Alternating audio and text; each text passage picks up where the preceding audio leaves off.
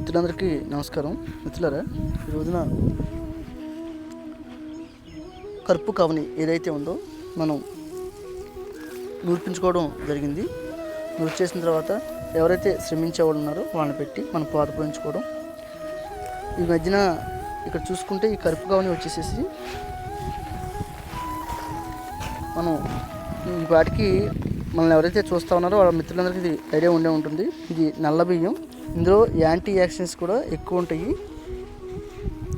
ఇది ఎక్కువ అన్నం రూపంలో తినలేకపోతూ ఉన్నాము అని అంటే రవ్వ రూపంలో 5 రకాల దేశవాళీ మిక్స్డ్ రవ్వ ఏదైతే ఉందో వాటి రూపంలో కూడా మనం చేసి మన మిత్రులకి ఎవరికి కావాలో వాళ్ళందరికీ అందించడం జరుగుతూ ఉంది.